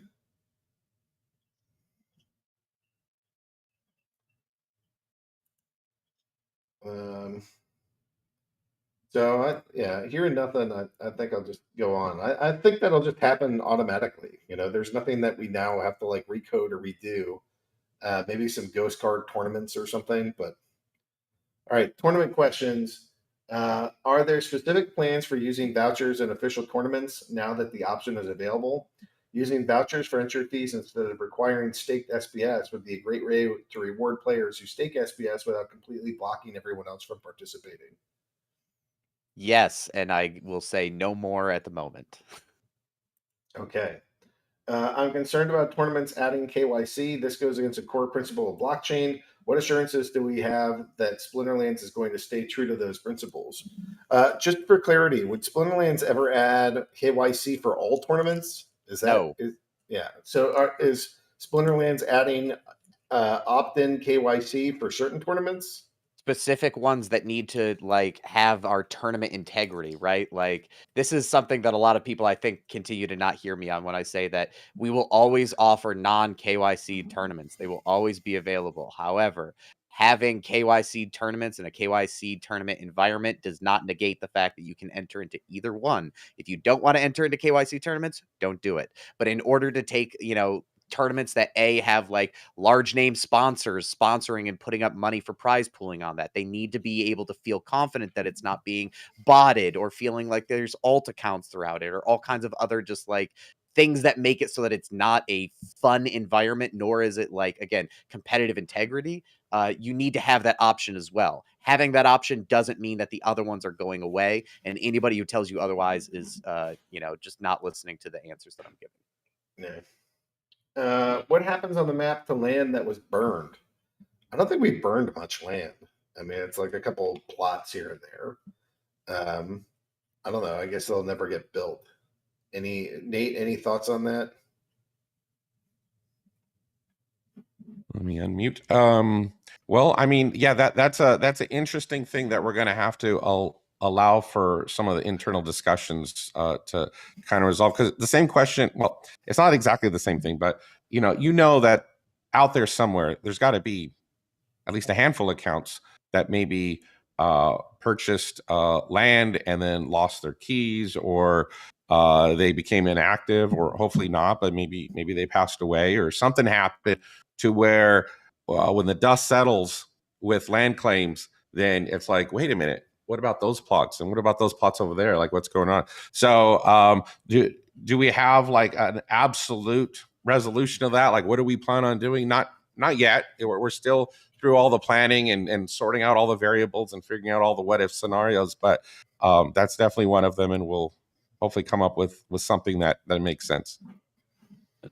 I'll say too, like we had some, gosh, I think I remember the discussion around that popping up on Discord, and there were some interesting ideas from community members, whether it was something like it becomes more of an open land, or and I'm like, so there's definitely some interesting ideas, and I think like creatively, I know Brad brought up to like burned land, meaning from or what was burned on the wax side, but yeah, I think we'll be able to have some fun with that. Okay. Here are 2 questions about bots. Did you see the recent videos criticizing bots and win trading? If so, do you have a response to what the team is doing to monitor or address these issues? I didn't see a specific one criticizing bots or win trading. I mean, So go on. I can help with this one. Yeah, so those videos were done by Jeff from the Tales of the Cryptmancer series, and him and I had actually we've spent a good part of this last weekend talking. I've got the data that he put together in terms of this is what I've noticed and I'm seeing, and obviously like you guys saw it too on his videos. But yes, so we've got, and this is always one of those like tough things to answer, because it's like we want to be, we're a blockchain company, we want to be open, we want to share what we're doing, and then at the same time, like I've also played the cat and mouse like spy versus spy game, to where it's as soon as you say this is how we do something, then someone knows how to go around that and come up with something new. But yeah, we've definitely got a couple of very smart people, and then I'm even trying to help out where I can in terms of, hey, how do we identify these things quickly, and then how can we best address them? And a lot of it, right now we're looking at with rank rewards V2, it's going to change a lot, and I think we're going to be doing some assessments kind of as we go forward, and monitoring and watching, and then kind of seeing how we need to adjust from there. Yeah, I think that's fair. So the rank rewards changes are not long. I mean, that's one of the next ones that's on the list, and it should be here, end of this month, early next. So, so that's going to be some of our first responses. Well, let's go change the reward system and see if that doesn't minimize it. But I guess none of this will change sort of the high level that like we want a decentralized game. And when you do a decentralized game, like we can't simultaneously have it decentralized, but also Splinterlands sits in the middle and says you can play and you can't. Like, I've been joking that my title is Chief Executive Overlord, but you guys really don't want me as an overlord. You don't want me making decisions of can that account play or not? Are those cards allowed or not? I mean, like that is not. This is like the entire thing that we hate. That we don't want these like. We don't want corporations having that kind of say or power. We want it so that the players own the game and the players own the assets. And so we're doing our best to try to find the line between decentralized, centralized, but I think we're going to lean as heavily as we can on the decentralized side as possible. And that means that, bots are going to be allowed, and the system has to work to really make the differences between players and bots as small as possible, so that bots don't have advantages, and they're going to be allowed to play, but they're not able to exploit the ecosystem. And I think that's where we need to land, because us just coming in and banning accounts is not a good long-term solution, and it's certainly not in the vein of us being a decentralized entity. So can you explain what the team does behind the scenes to track, analyze, handle win trading? Yeah, I mean, we have teams of people that are looking into this to try to figure out what are the best solutions. So, there's people that manage database servers and look at stats and track win tradings and track the accounts. And we try to use data to make up decisions. So, I mean, if you guys have suggestions, feel free to go include them. I mean, you guys had a lot of what are you guys doing? But if there's something that you're looking for in particular, that isn't just ban all accounts I don't like, then we're open to having some of those discussions and figuring out what you guys are thinking through. I think one of the other big things too to talk about is that all the solutions that we come up with have to be at scale. Like, it's not just a matter of, hey, there's these bad actors here. The solutions that you come up with have to be applicable across the entire game for all of the players in the way that it's done, and also without having to hire 400 new people that are enforcers, to be able to go through and do what you need to do. Like, a lot of the issue comes from not just, hey, here's an easy solution. It's got to be you got to be able to replicate it for 400,000 accounts. You know what I mean? Like, it makes it a lot harder than, flip the switch and make bad things go away. And some of this comes back to if low level bots are a problem, it probably means that something in our economy is broken that makes it so that sitting around and win trading in bronze is profitable. And so my answer to sort of how are you fixing the bot problem? Well, our first response is, let's go fix the reward curve. If the reward curve makes more sense, then the incentive structure for bots hopefully goes away some. Not that bots will ever stop playing entirely, but at least they won't be sitting there in bronze win trading. So that's kind of one of the first responses that I think we have of before I get into, sitting here and executively deciding who gets to play and who can't, let's go change some of the economics. And then after the economics are changed, maybe we can do some all right, punishment for groups that surrender too frequently or surrender the same account over and over. There are things that we can do that's all right, well, if you guys are going to keep trading wins, we'll track it and make it more painful for you. But again, before, Matt and I really like to see problems existing before we try to tackle them. And then when we do try to tackle them, rather than do two things at once, we try to be good scientists and only do one attempt or one thing at a time, and then track the data. So, I'm probably going to have to sit here and eat crow for another 2 weeks or so, answering what are you doing about bots before the reward changes go live. And then after, maybe a month of reward changes going live, then we'll look at the behavior again and see if it's still negative or really taken away from players in more contexts or more ways than we're willing to deal. So I don't know. That's my thought, is that, we're working on it. We're tracking data. Our first approach is to go do this rank rewards. And then after that, we'll see what we should be looking at from there. All right, that's all those questions. I had my question of how do you guys handle big red days? So anybody have thoughts on that? Do we just abandon ship and leave today? Is this the last day of Splinterlands? Is this it? Or are there other alternatives to that for how we personally cope with big red days? That's funny because, back in the day when I first entered the blockchain space, red days were terrifying. That was the dip on the roller coaster ride where your stomach kind of lurches out your mouth and you're like, and you're like, oh my gosh. But since then, I think a lot of the OGs, in the game can speak to this, that a lot of the OGs now see red days as that's like, this is Christmas morning. This is like everything's on sale. It's like your favorite stuff is on clearance. I like when I see red, I'm like, oh yes, I'm gonna go buy some SPS today. This is awesome, because it really boils down to, if you really believe in the project and you believe in what the team's doing and you believe in everything that's going on, then that's all that matters. Everyone knows the markets go up and down, and that typically usually, I mean, when they go up higher than they did before.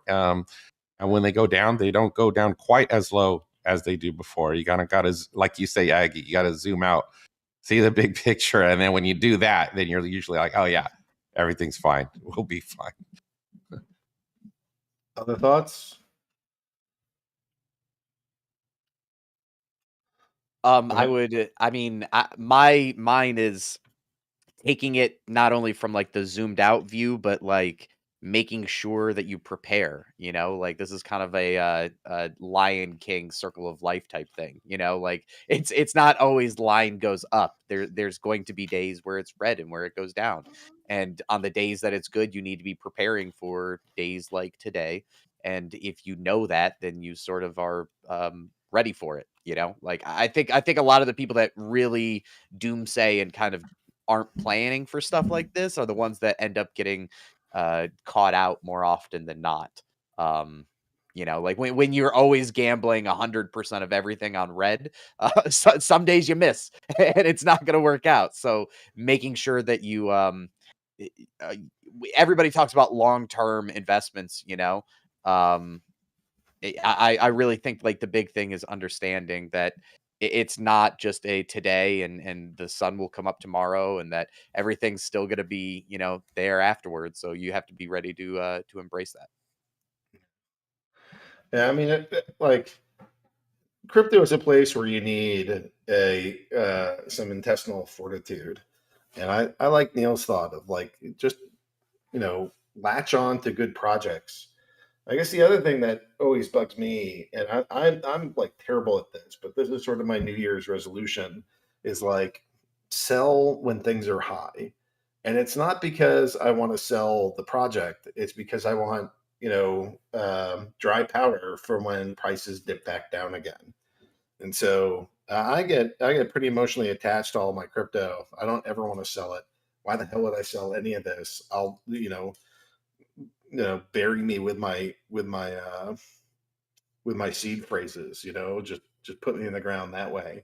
But I have to, me personally, I have to remember when times like this and it's bad and low, I wish I had more dry powder, which means that when it's rolling high and I'm like in that little euphoric stage, I have to remember to sell and then hodl for like a year in the crappy stable coins and fiat currencies that I hate, just to be able to get to this point so I can be like, oh, look, everything is on sale.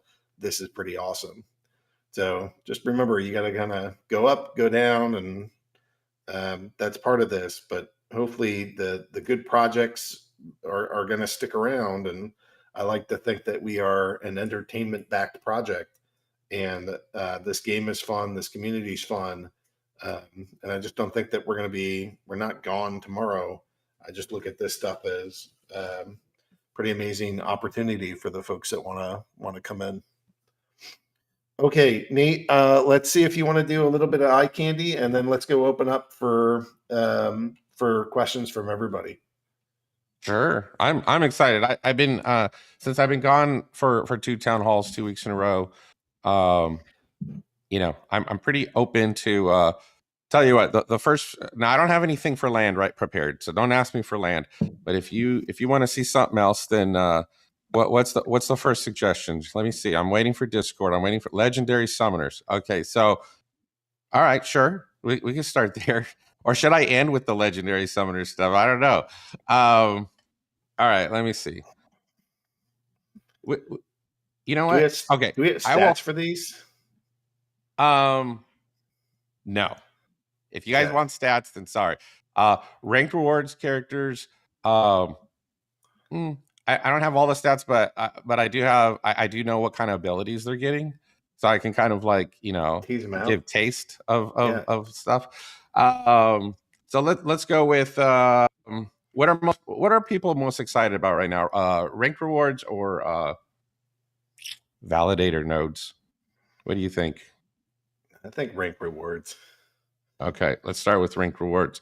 So ranked rewards, let's see what I got here. Actually, yesterday I was looking at all these characters that we have for to introduce for ranked rewards, and I know people are excited about the revamp to the system, and you got all these cool chests to look at, and the UI is going to change a little bit, and it's going to be cool. But ultimately, what pops up in one of those chests, the new characters, okay, that I think to me, that's the most exciting part. So I was looking at these characters and I'm like, geez, I could put them one by one, but, I decided, hey, I'm going to try to cram them into a new wallpaper. So let me find that real quick.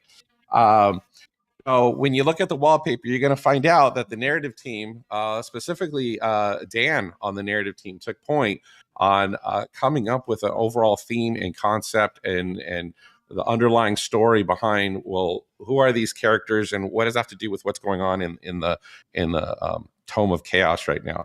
And so you're going to notice a theme here. I'm sharing it now. I'm calling it Wallpaper Vamp Out because you will see that lots of them have some very sharp teeth. There's a good mix. We're going to be releasing around a dozen, I believe 12 different new ranked reward cards, and I crammed about 10 of them on there. You guys have already seen one that's not on there, a vampire gnome who is like a tinker and throws these little tinkered grenades or whatever, but he's the Pippi Longstocking looking vampire from a whole bunch of town halls ago. I think some sketches were shown of him, and then also Countess Sinesh will be the 12th, who is not on that wallpaper yet. But that'll give you guys a taste as to what's going on. And what's exciting is that a couple of these characters are going to have a never before seen ability. A brand new ability is being introduced into the game, and the only way you guys are going to get access to a card with that ability is to go play a whole bunch of games, win a whole bunch of chests, and hope that you get enough reward cards to start leveling those puppies up. Do you want to name the ability? Do we have a name for this thing yet? We have the internal project name for it, which who knows? It'll end up that'll be what it's called. But it is basically okay. Fine. You want me to talk about the ability? Okay, I'll talk about the ability. It's go do some alpha. It's kind of like I'm looking for another name.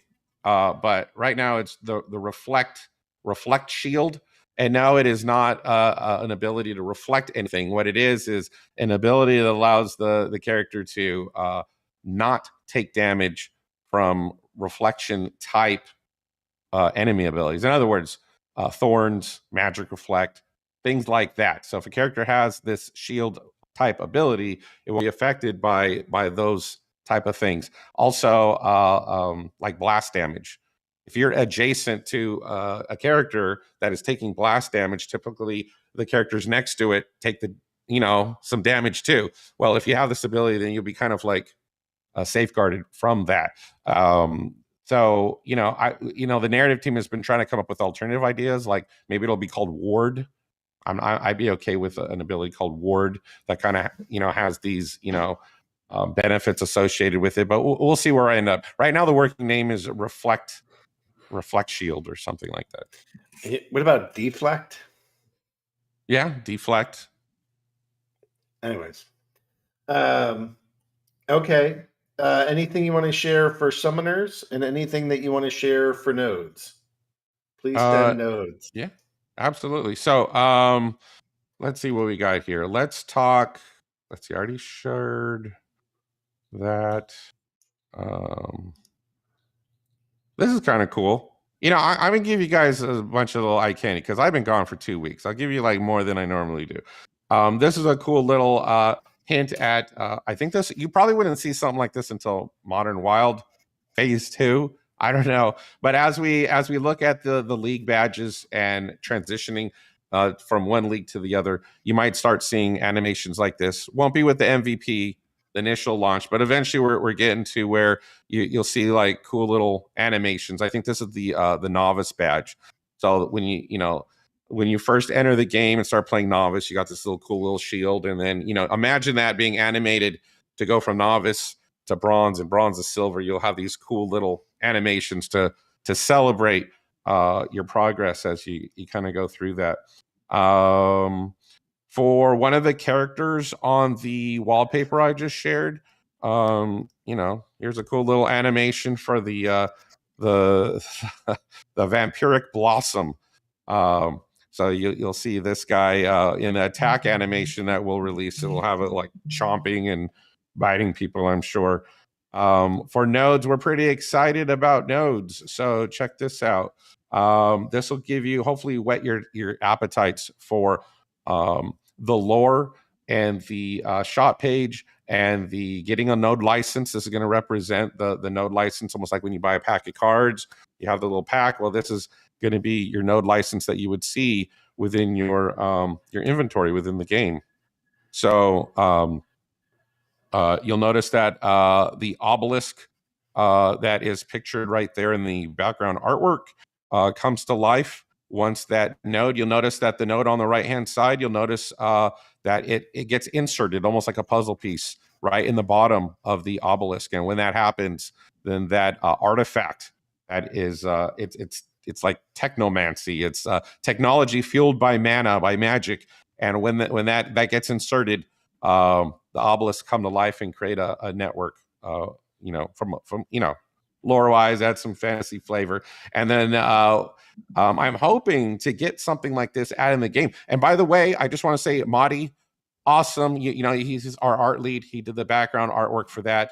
The note itself, the artwork was by Nick, one of our artists. And then Benham brought that node to life. So hopefully when you purchase a node license from the shop page, you'll go to this a success screen, right? And then you'll see your node assembled. Now, this is pretty much everything I share is WIP work in progress. So keep in mind, by the time it hits the final production stage and you see it live on the website, there's a lot of changes that might have been tweaked from now to then.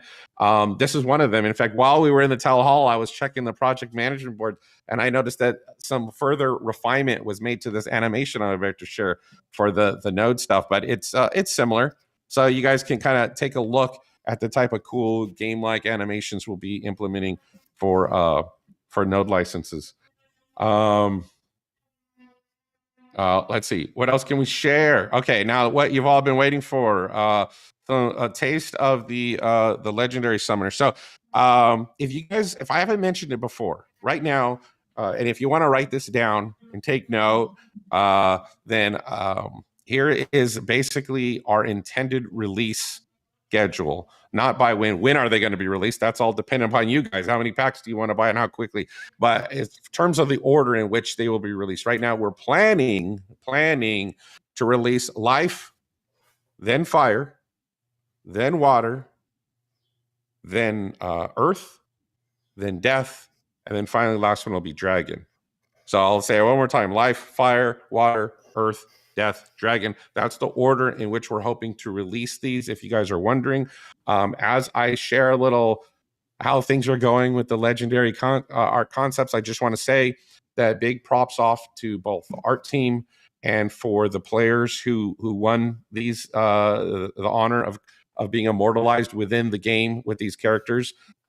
They have both sides, and the both sides have been linked strongly. The anchor in this whole process has been Joey, our narrative lead, who is kind of like bouncing between the players who won the privilege of helping make these characters and the art team, who are really passionate about trying to bring these things to life and make sure that the players get exactly what it is that they want.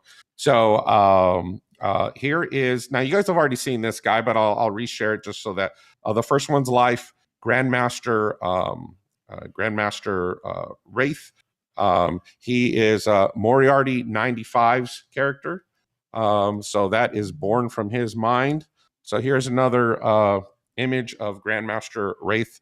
And so you guys have seen that guy before. He might look slightly different, little tweaks here and there, and little tweaks are continue to happen because they might say, well, can we add a little shading inside the hood? Can we tweak his nose a little bit? Can we, like, I think the first time I shared Grandmaster Wraith, his cloak was it wasn't billowing like the way it does. So there's all these little tweaks that we're making throughout the process. In fact, I can honestly say that out of any other legendary summoners put into the game, no characters have we invested so much time into making sure that they're just right for the players. So it's pretty exciting process. Next one I'll share is I'm just going to share a handful. I'm not going to share all of them. I'll share some for down the road. But here is let's do Earth. This one is, I believe, Sai Guy was the guy who won technically, but it looks like he's really opened it up to the guild. So the guild is Immortal Gods, and therefore the name of the character is Immortalis. And he has a very godlike avatarish vibe to him. There we go. That is Immortalis, and he will be Earth.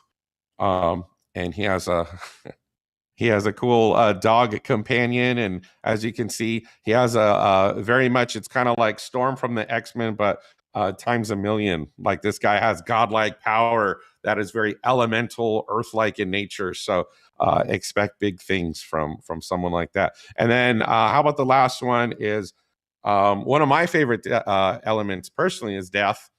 And Crypto Reaper won the rights to create a death legendary. This one is known as the Astral Entity. It looks very, very mysterious and very cool. Oh, that hit me with like a Silver Surfer vibe. I dig it. Yeah, very, very interdimensional. And so I'm very proud of what the art team is doing, and the players themselves. I could tell they're very passionate. Like, when you look at the notes and the details, they really have gotten into it. They didn't just say, just make me something like this. They're like, no, I want this, and I want that, and the colors, and this, and that. Really passionate, just as passionate as the art team themselves. So the collaboration has been a pretty amazing experience. All right. We're going to switch gears. Those are awesome. Thanks for sharing them. Really excited to go see what the abilities are. We have 9 minutes left. That's less than what I intended, but there's some question time now. So if you guys have questions, please start it with a question, big all caps at the front with the word question so that they're easy to identify. But if you guys have questions, I got 8 minutes. Sorry, I didn't mean to keep it this long. After the Axie DOA hack mistake, is Splinterlands going to verify or check any or all DOA transactions that send funds out to avoid a similar fate?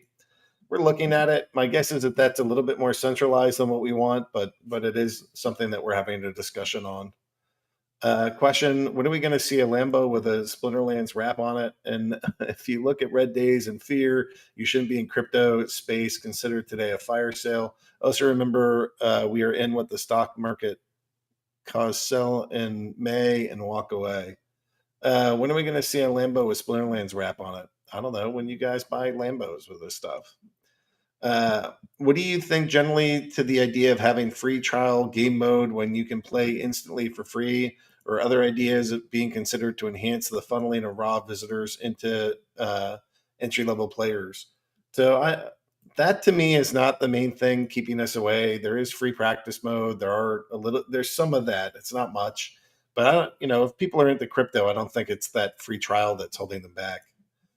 Could we produce a 30-second promo video, perhaps clipping together some exciting live stream action and other great elements interspliced with headlines that explain the hype, what they are in for, and then slap this right in the center of the homepage?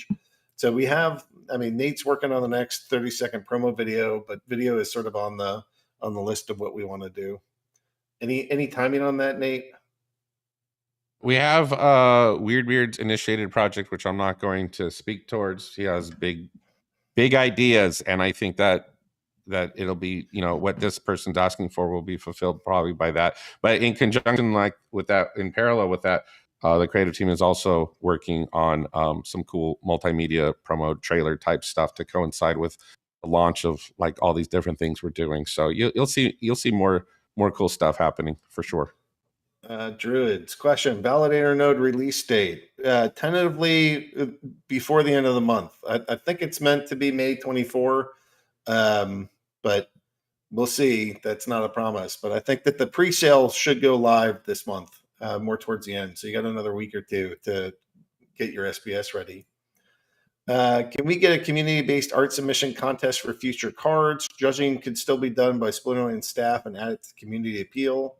I mean, if you guys have cards that you want to put in, you can DM, or I guess, do we have a submissions way, Nate, that you want to accept submissions for art?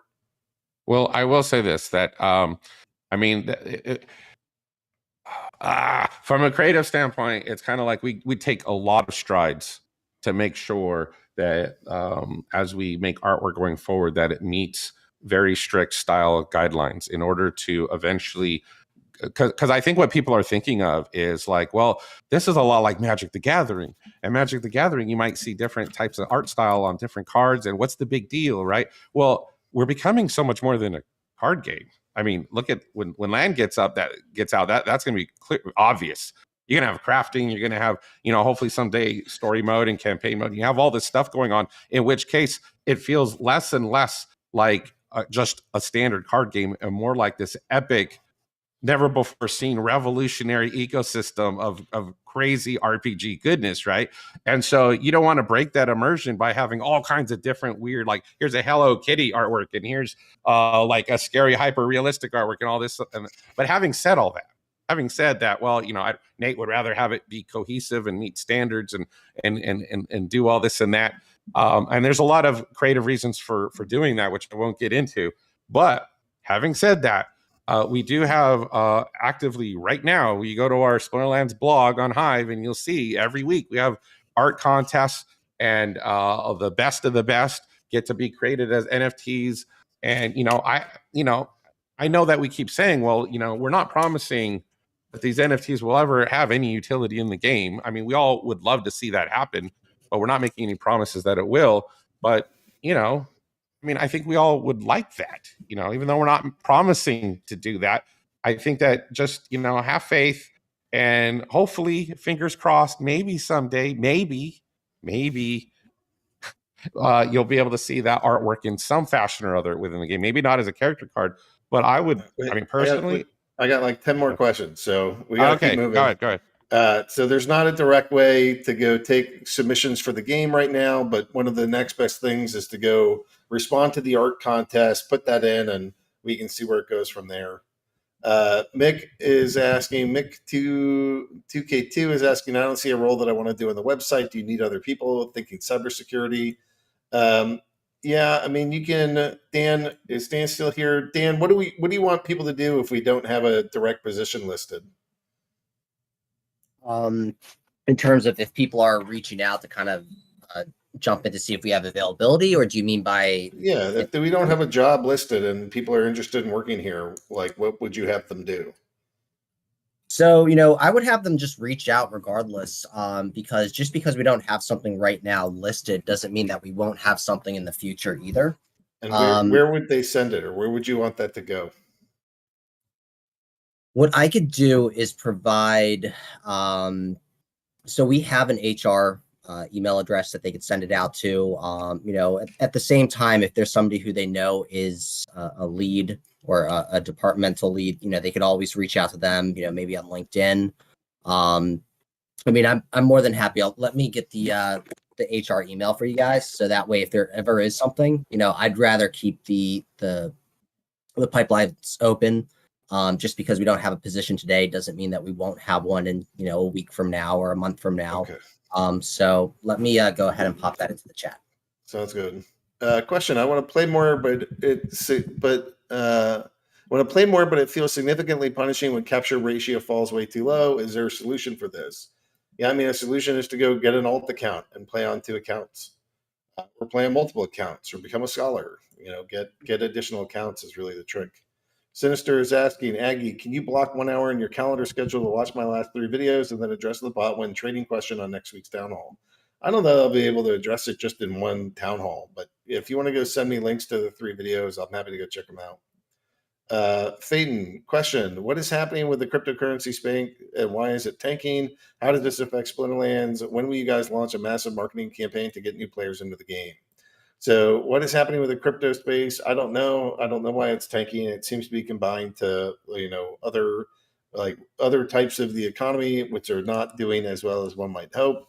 How does this affect Splinterlands? Well, when everything goes tanky, the currency with which they have is less valuable, and then they aren't able to spend as much. That includes buying cards off the market from each other and buying cards from Splinterlands, the game. When will you guys launch a massive marketing campaign to get new players into the game? The massive marketing campaigns are not super effective. I mean, we're still trying to figure out ways to do that. It's the partnerships that we think really do the work, which is why we focus so much time on building big partnerships. Hopefully you'll see more of those rolling out. Question, does the new ability block backfire? Does it still get 2 damage from backfire? I don't know. So we'll wait for Matt to go answer that one. Things like that can change, so I don't like answering like specifically. Well, you know what it's intended to do. So we'll see. Are you looking at other online trading games to identify and join new game modes or quest story? Yeah. We have boss fights and other things, but we got to roll out rank rewards, Modern vs. Wild, get land out, and then we'll start getting boss fights and other game modes onto the table. Is it confirmed that the new reward cards will be released with the rewards rework on 1/6/22? I think he means 6/1 because he's probably not from America. I think that the new reward cards are supposed to coincide with the release of the new reward system. Yep, Does that that's sound the right? plan. All right. Okay, so that's where I'm at. We're out of time right now. I'm going to try to get a version of the roadmap out to people. This would be the May version. So I think we're okay to share that, but I want to check in with the guys, and that's what I got for now. So take a walk, Hey. have a margarita, go to a kickboxing class. Ag, we still got one more thing. Shoot, Ron's telling me I got to go do the thing. Ron, I forgot. Remind me. Talked about the thing. Well, you got to give a shout out to one of our Splinterlands TV viewers because he's watched so much Splinterlands TV, he had enough channel points to redeem a Townhall Shoutout. So it's pretty amazing. Yeah, no, we're doing some really cool stuff with Splinterlands TV. It's been a little bit slow starting, but now we've kind of got our bearings. We've kind of got our understanding of how this is all going to work, and now things are kicking into high gear. But yeah, Bootops, I'm not quite sure how to say his name. Congratulations, man! Thank you so much for being a faithful viewer of Splinterlands TV. We really appreciate you. And guys, check it out. Check out the Splinterlands blog. Today there will be a post dropped about some new contests we're doing. We're going to be doing Clip of the Week. We're going to be doing a Streamer Spotlight. And both of those include packs, prizes, recognition, all sorts of fun stuff. So make sure you check out the post coming later today for more info about that stuff. Boot tops, boot tops, boot tops.